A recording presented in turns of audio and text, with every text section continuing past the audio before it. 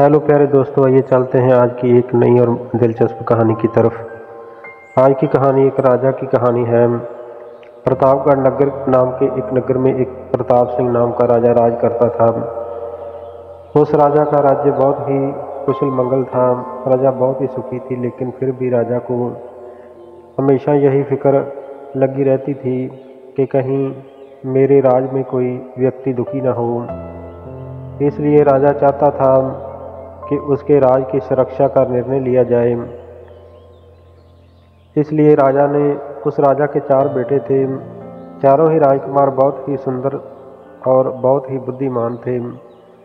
राजा ने एक दिन अपने चारों राजकुमारों को अपने पास बुलाया और कहने लगा कि बेटा, मैं चाहता हूँ कि अपने राज की प्रजा के सुखों का निर्णय किया जाए कि हमारे राज में हमारी प्रजा सुखी है या दुखी है।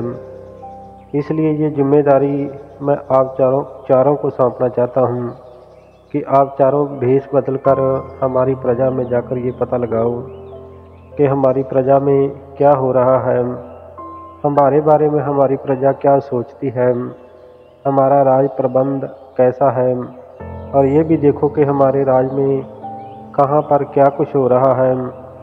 ये सारी जानकारियाँ इकट्ठी करके जल्दी से मेरे पास आओ और हमारे राज के बारे में मुझे सब कुछ पता करके बताओ। तो उन चारों राजकुमारों ने शीश झुकाते हुए कहा कि पिताजी, आप चिंता मत कीजिए, हम अपने राज की सारी जानकारी जल्दी से जल्दी लेकर आपके पास आएंगे। हम देखेंगे कि हमारी प्रजा हमारे शासन में कितनी खुश है। आप चिंता मत करो, हम जल्दी ही लौटेंगे। इतना कहकर चारों राजकुमार भेष बदलकर अपने राज में निकलते हैं। वो एक दूसरे से कहने लगे कि हम चारों अलग अलग दिशा में जाकर अपने राज का भ्रमण करते हैं और देखते हैं कि वहाँ पर क्या हो रहा है। तो चारों राजकुमार अलग अलग दिशा में चले गए। सबसे बड़ा राजकुमार पूर्व की दिशा की ओर चला गया। चलते चलते वो एक जंगल में पहुँच गया। तो जंगल में पहुँचकर वह क्या देखता है कि एक बाज है जिसकी काया बहुत ही विशाल है। उस बाज को देखकर वह राजकुमार हैरान रह गया कि मैंने जीवन में कभी भी इतना बड़ा बाज नहीं देखा। तो उसने चारों तरफ देखा तो एक साधु बाबा जी तपस्या कर रहे हैं। राजकुमार ने सोचा कि मैं बाबा जी से पूछता हूँ कि ये बाज किसका है और इतना बड़ा विशाल काय कैसे है। राजकुमार बाबा जी के पास पहुंचा और कहने लगा कि बाबा जी, आंखें खोलिए। तो बाबा जी ने आंखें खोली और राजकुमार कहने लगा कि बाबा जी, ये जो इतना विशाल काय बाज है ये किसका है और ये इतना बड़ा कैसे है। तो साधु बाबा जी कहने लगे कि तुम कौन हो और इस जंगल में कैसे आए हो। तो वो राजकुमार कहने लगा कि बाबा जी, मैं इस देश का राजकुमार हूँ। मैं अपनी प्रजा में भ्रमण करने के लिए निकला हूँ और ये पता लगाने के लिए आया हूँ कि हमारी प्रजा सुखी है या दुखी है।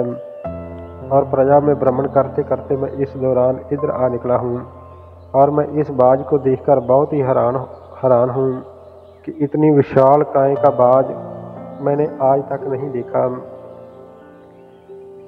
तो साधु बाबा जी कहने लगे कि ये बाज मेरा है, ये हमेशा मेरी आज्ञा में रहता है और मुझे जब भी पृथ्वी पर कहीं भी भ्रमण करने की इच्छा होती है तो मैं इसके ऊपर बैठकर आकाश मार्ग से पृथ्वी का भ्रमण करने के लिए चला जाता हूँ। राजकुमार कहने लगा, बाबा जी, ये तो अजीब बात है कि एक पक्षी और उसके ऊपर आप कैसे सवार हो सकते हो। तो बाबा जी कहने लगे कि राजकुमार, ये बाज आपको पसंद है। तो राजकुमार ने कहा, हाँ बाबा जी, ये बाज मुझे बहुत पसंद है। तो बाबा जी कहने लगे कि क्या तुम इसके ऊपर बैठकर जंगल की सैर करना चाहोगे। तो राजकुमार ने कहा कि हाँ बाबा जी, मैं ज़रूर इसके ऊपर बैठकर जंगल की सैर करने की इच्छा रखता हूँ। तो बाबा जी ने कहा कि ठीक है, तुम इसके ऊपर बैठकर जंगल की सैर कर सकते हो, लेकिन एक बात याद रखना कि आप जंगल में जो कुछ भी देखो तो आपको उस दृश्य का मतलब मुझे समझाना होगा। अगर तुम उस दृश्य का मतलब मुझे नहीं समझा सके तो मैं आपको एक लकड़ी का पुतला बना दूंगा। तो राजकुमार कहने लगा कि ठीक है बाबा जी, मैं आपका बाज लेकर जा रहा हूँ और जो भी दृश्य जंगल में देखूंगा मैं कोशिश करूंगा कि उसका मतलब आपको ज़रूर समझा सकूं। तो इतना कहकर वह राजकुमार उस बाज के ऊपर बैठ जाता है और वह बाज आकाश में हवा में उड़ने लगता है और राजकुमार जंगल में सैर कर रहा है। राजकुमार क्या देखता है कि उस जंगल में एक कौवा ऊंचे सिंहासन के ऊपर बैठा है और एक हंस उसके सर पर चौर कर रहा है। ये देखकर राजकुमार बहुत हैरान हुआ कि ये क्या हो रहा है। राजकुमार साधु बाबा जी के पास आया और बाबा जी से कहने लगा कि बाबा जी, मैंने जंगल में बहुत खूब सैर किया है, लेकिन मैं बहुत हैरान हूँ कि एक दृश्य मैंने ऐसा देखा है जो कि समझ में नहीं आया। बाबा जी कहने लगे कौन सा दृश्य आपने देखा है। बाबा जी, मैंने देखा कि उस जंगल में एक कौवा ऊंचे सिंहासन के ऊपर बैठा है और एक हंस उसके सर पर चौर कर रहा है। बाबा जी कहने लगे कि मेरी शर्त के मुताबिक अब आपको इसका मतलब बताना होगा। तो राजकुमार कहने लगा कि बाबा जी, मुझे इसका मतलब नहीं पता। तो बाबा जी कहने लगे कि ठीक है, फिर तुम लकड़ी के पुतले बन जाओ। तो उसी वक्त राजकुमार लकड़ी का एक पुतला बन गया। उधर जो तीनों भाई पूरे राज्य में भ्रमण करते रहे और शाम को अपने राज में लौट गए। जब तीनों राजकुमार लौट कर आए तो राजा ने पूछा कि बड़ा राजकुमार कहाँ है। तो वह कहने लगे कि पिताजी, उसके बारे में हमको नहीं पता। हम चारों अलग अलग दिशा में भ्रमण करने के लिए गए थे। तो वह पूर्व दिशा की ओर गया था, हम अलग अलग दिशाओं में गए थे, हमको नहीं पता कि वह कहाँ है। तो ऐसे ही धीरे धीरे पूरी रात बीत गई, लेकिन राजकुमार वापस नहीं आया। अब अगली सुबह दूसरा राजकुमार उसको ढूंढने के लिए निकला तो उसे पता था कि वह पूर्व दिशा की ओर गया है। तो दूसरा राजकुमार भी पूर्व की दिशा की ओर गया। उसने देखा कि एक बाबा जी तपस्या कर रहे हैं, उसके पास बहुत विशालकाय बाज खड़ा है और एक लकड़ी की मूर्ति है। तो उसने कहा कि अरे, ये तो बिल्कुल मेरे भाई की तरह ही लगता है, कहीं ये मेरा भाई तो नहीं। तो पूछा कि बाबा जी, ये मूर्ति जो रखी हुई है ये कौन है। बाबा जी कहने लगा कि ये एक राजकुमार था और इसको मेरे सवालों का जवाब ना देने के कारण इसको मैंने लकड़ी की मूर्ति बना दिया है। राजकुमार कहने लगा कि बाबा, ये तो मेरा भाई था, आप इसको दोबारा जिंदा कर दीजिए। साधु बाबा जी कहने लगे कि राजकुमार, मैं इसको जिंदा कर सकता हूँ। फिर बाबा जी ने सारी कहानी उस राजकुमार को बताई जो बीती थी। तो राजकुमार कहने लगा कि ठीक है बाबा जी, अब मैं जंगल की सैर करने के लिए जाता हूँ और जो भी दृश्य जंगल में देखूंगा तो मैं कोशिश करूंगा कि आपको उसका मतलब समझा सकूं। फिर वह भी राजकुमार उसी बाज की पीठ पर सवार होकर जंगल की सैर करने चला गया। सैर करते करते उसने देखा कि एक अभी अभी जन्मी गाय की बछड़ी है और वह अपनी माँ गाय को ही दूध पिला रही है। ये दृश्य देखकर राजकुमार बड़ा हैरान हुआ कि आखिरकार अभी तो ये जन्मी हुई ये बछड़ी है, ये अपनी माँ को ही दूध पिला रही है, ये कैसा कौतुक है। सैर करके राजकुमार वापस बाबा जी के पास पहुंचा। बाबा जी कहने लगे कि कहो राजकुमार, आपने जंगल में कोई दृश्य देखा। तो राजकुमार कहने लगा, हाँ बाबा जी, मैंने एक अजीब सा कौतुक देखा है कि एक गाय ने अभी अभी एक बछड़ी को जन्म दिया है और वह अपनी माँ को ही दूध पिला रही है, ये कैसा कौतुक है। बाबा जी कहने लगे कि इसका मतलब मुझे समझाइए कि इसका क्या मतलब है। तो राजकुमार कहने लगा, बाबा जी, मैं तो खुद इस चीज़ का मतलब नहीं जानता हूँ, तो मैं आपको कैसे समझाऊँ। तो बाबा जी कहने लगे कि आप लकड़ी के पुतले बन जाओ। तो वह दूसरा राजकुमार भी लकड़ी का पुतला बन गया। उधर अगले दिन राजा ने अपने तीसरे बेटे को भेजा कि कहा कि बेटा, अपने भाई का पता करके आओ कि वह भी नहीं लौटा है। तो तीसरा राजकुमार अपने भाई को ढूंढने के लिए निकला। तो वह भी वहीं पूर्व दिशा की ओर गया। वो भी उसी जंगल में पहुंच गया जहां पर वह दोनों राजकुमार लकड़ी के पुतले बन चुके थे। वह क्या देखता है कि एक साधु बाबा जी तपस्या कर रहे हैं और उनके पास एक विशालकाय बाज खड़ा हुआ है। उस बाज को देखकर वो बहुत हैरान हुआ। उन पुतलों के पास जाकर ध्यान से देखा तो वह कहने लगा कि ये तो दोनों मेरे भाई हैं, इनको लकड़ी के पुतले किसने बनाया। वह बाबा जी से पूछने लगा कि साधु महाराज, ये मेरे भाइयों को लकड़ी के पुतले किसने बनाया है और ये इतना बड़ा बाज कैसे है। बाबा जी कहने लगे कि इनको लकड़ी के पुतले मैंने बनाया है। और फिर बाबा जी ने सारी कहानी बताई, क्योंकि ये मेरे बाज के ऊपर बैठकर ये जंगल की सैर करने के लिए गए थे। मैंने शर्त रखी थी कि जो भी कौतुक जंगल में आप देखोगे उसका मतलब मुझे आपको समझाना होगा, लेकिन ये जो कुछ भी देखकर आए हैं उसका मतलब मुझे नहीं समझा सके, तो इसलिए मैंने इनको लकड़ी के पुतले बना दिया है। अगर आप इनको जिंदा करना चाहते हो तो आप भी इसी बाज के ऊपर बैठकर जंगल की सैर करो। जंगल में आप जो भी देखोगे तो उसका मतलब मुझे समझाना होगा। तो उस राजकुमार ने कहा कि ठीक है बाबा जी, मैं अपने भाइयों को जिंदा करने के लिए कुछ भी करने के लिए तैयार हूँ। मैं जाता हूँ जंगल की सैर करने के लिए और जो कौतुक मैं देखूँगा तो उसका मतलब आपको समझाने की कोशिश करूँगा। तो वो राजकुमार बाज के ऊपर बैठकर जंगल की सैर करने के लिए निकल पड़ा। जब जंगल की सैर कर रहा था तो उसने देखा कि उस जंगल में एक बहुत ऊंचे पहाड़ से एक बहुत बड़ी पत्थर की शिला नीचे की तरफ आ रही है और वह शिला तमाम रास्ते में आने वाले बड़े बड़े वृक्षों को उखाड़ती हुई नीचे की तरफ आ रही है। कोई भी चीज़ उसे रोक नहीं पा रही और मैं ये देखकर हैरान रह गया कि एक घास का मामूली सा तिनके के साथ अटककर वह शिला रुक जाती है। ये क्या कौतुक है। तो ये देखकर वह साधु बाबा जी के पास वापस आया और बाबा जी से पूछने लगा कि मैंने एक अजीब कौतुक देखा है। बाबा जी, मैंने देखा कि वो जंगल में एक बहुत ऊंचे पहाड़ से एक बहुत बड़ी पत्थर की शिला नीचे की तरफ आ रही है और वह शिला तमाम रास्ते में आने वाले बड़े बड़े वृक्षों को उखाड़ती हुई नीचे की तरफ आ रही है। कोई भी चीज़ से रोक नहीं पा रही और मैं ये देखकर हैरान रह गया कि एक घास का मामूली से तिनके के साथ वो अटक कर शिला रुक जाती है। ये क्या कौतुक है, इसका क्या मतलब है।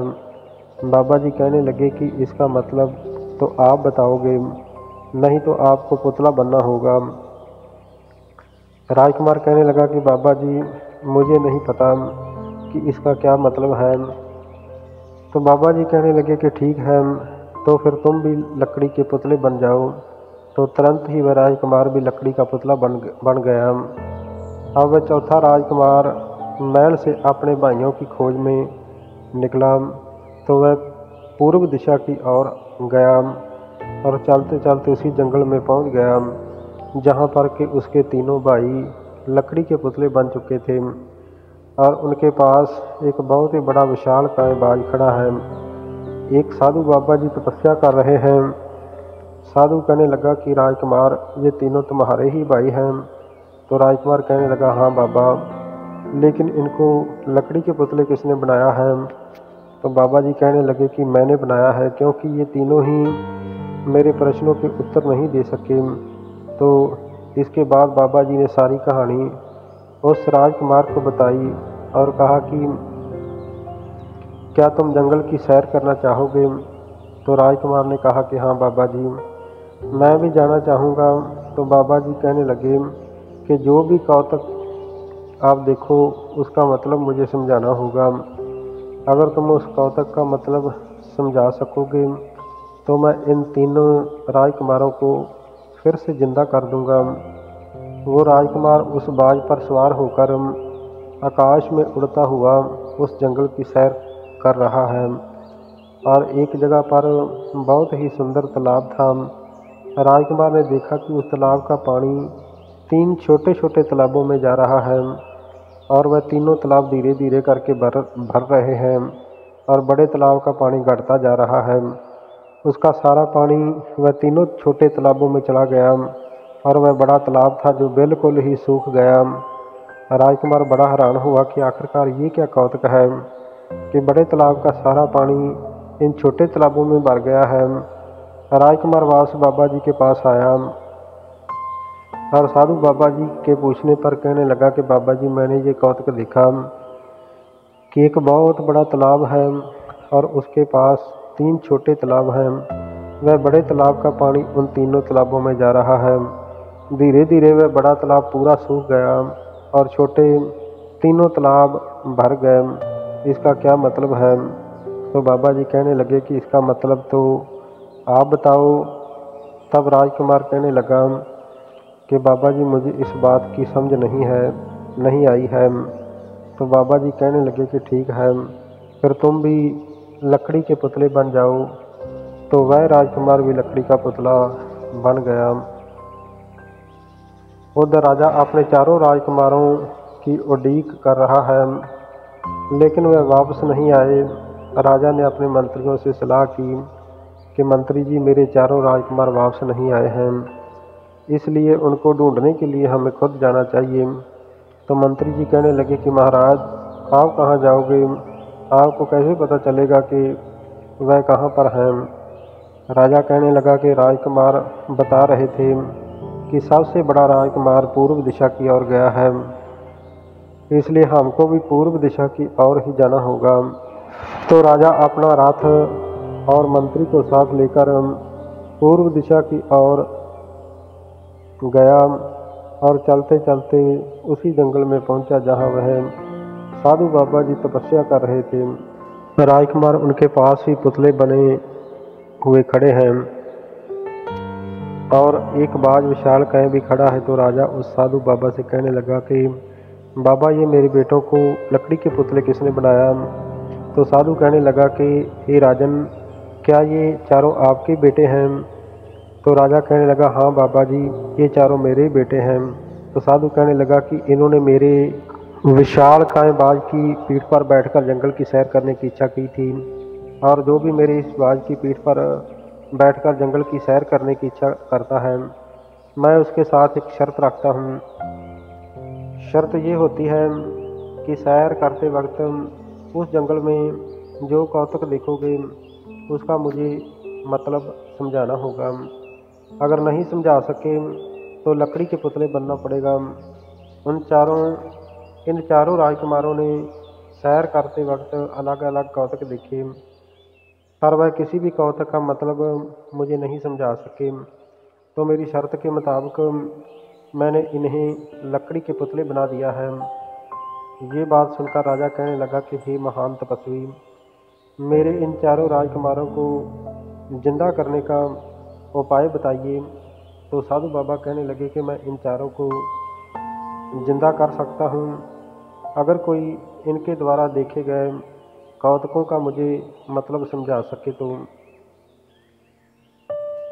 राजा कहने लगा कि हे महाराज, इन लोगों ने कौन कौन से कौतुक देखे हैं, मैं आपको उनका मतलब समझाने की पूरी कोशिश करूँगा। तो साधु बाबा जी कहने लगे कि हे राजन, आपके पहले राजकुमार ने देखा कि जंगल में एक ऊंचे सिंहासन के ऊपर एक कौवा बैठा हुआ है और उस कौवे के पास खड़े होकर एक सफ़ेद रंग का हंस उसको चबर कर रहा है, और इसका क्या मतलब है? तो राजा कहने लगा कि हे महाराज, ये कलयुग का एक लक्षण है। आने वाले समय में जब घोर कलयुग आएगा तो उसमें जो महान पंडित और ज्ञानी पुरुष होंगे उनकी दुर्दशा होगी और मूर्खों का आदर होगा। जैसे ये कौवा सिंहासन के ऊपर बैठा है और ये सफ़ेद हंस उसको चौर कर रहा है, तो कलयुग अपना एक लक्षण प्रकट कर रहा है कि कलयुग में मूर्खों की सेवा और ज्ञानियों की दुर्दशा होगी। तो साधु महाराज कहने लगे कि वाह राजन, आपने अति उत्तम उत्तर दिया है। तो राजा के उत्तर देते ही बड़ा राजकुमार पुतले से फिर इंसान बन जाता है। तो राजा ये देखकर खुश हो जाता है। तो राजा कहने लगा कि महाराज आपका दूसरा सवाल कौन सा है। तो साधु बाबा जी कहने लगे कि हे राजन, आपके दूसरे राजकुमार ने जंगल में सैर करते वक्त देखा कि एक गाय ने अभी अभी एक बछड़ी को जन्म दिया है, लेकिन वह बछड़ी जन्म लेते ही अपनी माँ को दूध पिलाने लगती है। इसका क्या मतलब है। तो राजा कहने लगा महाराज ये भी कलयुग का ही एक लक्षण है। कलयुग में ऐसा भी समय आएगा जबकि माँ बाप अपनी बेटियों की कमाई खाएंगे, वह अपनी बेटियों से बुरे भले काम करवाएंगे और खुद घर में बैठकर उनकी कमाई खाएंगे। तो बाबा जी कहने लगे कि राजन आपने बिल्कुल दुरुस्त उत्तर दिया है। तो राजा के ये उत्तर देते ही उसका दूसरा राजकुमार भी लकड़ी के पुतले से इंसान बन गया। राजा फिर खुश हो जाता है। तो राजा कहने लगा कि हे महाराज आपका तीसरा सवाल कौन सा है। तो साधु कहने लगा कि हे राजन मेरा तीसरा सवाल ये है कि आपके तीसरे राजकुमार ने उस जंगल में देखा कि एक बहुत ही भारी पत्थर की शिला पहाड़ की चोटी से गिरती हुई नीचे की तरफ आ रही है। तो वो इतनी तेज़ी से आ रही है कि कोई भी दरख्त या कोई भी चीज़ उसको रोक नहीं पा रही। उसका वेग इतना तेज है कि वो रास्ते में आने वाले हर एक दरख्त आदि को तोड़ती हुई तेजी से नीचे को आ रही है। तभी राजकुमार ने देखा कि आगे जाकर वह शिला घास के एक छोटे से तिनके से अटककर शिला रुक जाती है। ये बहुत बड़ा कौतुक है। हे राजन बताओ कि इसका क्या मतलब है। तो राजा कहने लगा कि हे महाराज इस लक्षण से कलयुग सच्चाई की ताकत को प्रकट कर रहा है। अगर कलयुग में किसी के पास भी ये घास के तिनके जितनी भी सच्चाई होगी तो वह पहाड़ जैसे पाप को रोक सकती है। जैसे कि ये इतनी बड़ी शिला बड़े बड़े वृक्षों को तोड़ती हुई नीचे की तरफ आ रही थी, लेकिन एक छोटे से घास के तिनके के साथ अटक कर रुक गई। तो इसी तरह से किसी के पास भी कलयुग में अगर सच्चाई की ताकत इस तिनके के समान भी होगी तो भी वह इस शिला जैसे भारी पाप को रोकने में समर्थ होगा। ये सुनकर साधु बाबा जी कहने लगे कि वाह राजन अति उत्तम, आपने बहुत ही सुंदर उत्तर दिया है, मैं अति प्रसन्न हूँ। तो राजा के ये उत्तर देते ही तीसरा राजकुमार भी लकड़ी के पुतले से इंसान की शक्ल में आ गया। तो इसके बाद राजा कहने लगा कि हे महाराज आपका चौथा सवाल कौन सा है, मुझे बताइए, मैं इसका उत्तर देने की कोशिश करूँगा। तो साधु महाराज कहने लगे कि राजन आपके चौथे राजकुमार ने जंगल में सैर करते हुए देखा कि एक बहुत सुंदर और बड़ा सा तालाब है और उस तालाब के पास ही 3 छोटे छोटे तालाब हैं और उस बड़े तालाब का पानी निकल कर उन छोटे छोटे तालाबों में जा रहा है। राजकुमार के देखते ही देखते वह तीनों ही तालाब भर जाते हैं, लेकिन बड़ा तालाब था वह खाली हो जाता है और बिल्कुल सूख जाता है। इसका क्या कारण है। तो राजा कहने लगा कि हे महाराज ये भी कलयुग का ही एक लक्षण है। कलयुग ये प्रकट कर रहा है कि कलयुग के समय के अंदर ऐसे भी मनुष्य होंगे जो कि दूसरों की भलाई के लिए अपनी सारी धन संपदा को खर्च कर डालेंगे और उसके पास रोटी पानी खाने तक भी कोई धन नहीं बचेगा। वह ऐसे ही दयालु और परोपकारी मनुष्य होंगे जैसे ये तालाब पानी से भरा हुआ था, लेकिन तीनों तालाबों को भरने की कोशिश में ये अपना सारा ही जल उनको दे दिया और उसके पास कुछ भी नहीं बचा है। इसी तरह ही कलयुग के अंदर ऐसे भी मनुष्य होंगे जो अपनी सारी धन संपत्ति को खर्च करके असहाय और गरीब लोगों की मदद करेंगे, और ऐसा करते करते एक समय आएगा कि उनके पास कुछ भी नहीं बचेगा। तो साधु महाराज कहने लगा कि अति उत्तम राजन, आपने अति उत्तम उत्तर दिया है।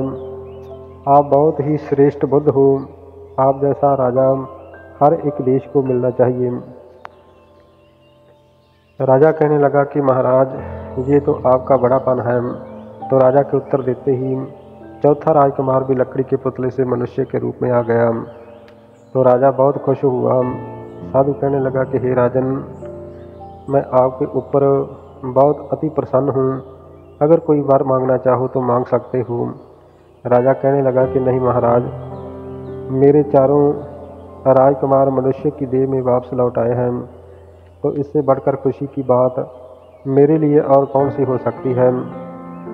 महाराज, अगर आप प्रसन्न हुए हैं तो मुझे ये वर दीजिए कि मेरी प्रजा सदा ही सुखी बसे, मेरी प्रजा को किसी तरह का कोई भी दुख और तकलीफ ना हो। तो साधु महाराज कहने लगे कि ठीक है राजन, ऐसा ही होगा। आप अपने जीवन के अंतिम श्वास तक धर्म का राज करोगे और आपके राज में किसी तरह का कोई भी दुख और तकलीफ नहीं होगी। और भी कई तरह के वर उस साधु बाबा ने राजा को प्रसन्न होकर दिए, और साधु बाबा जी ने अपना वो बाज भी चारों राजकुमारों को खुशी से दे दिया। राजा खुशी खुशी से अपने चारों राजकुमारों के साथ अपने राजमहल में लौट आया और खुशी से राज करने लगा। तो प्यारे दोस्तों, ये थी आज की एक शिक्षादायक कहानी। ये कहानी आप सबको कैसी लगी? अगर ये कहानी आप सबको अच्छी लगी हो तो कृपया मेरे इस चैनल को लाइक, शेयर और सब्सक्राइब ज़रूर कर देना। आप सभी का धन्यवाद।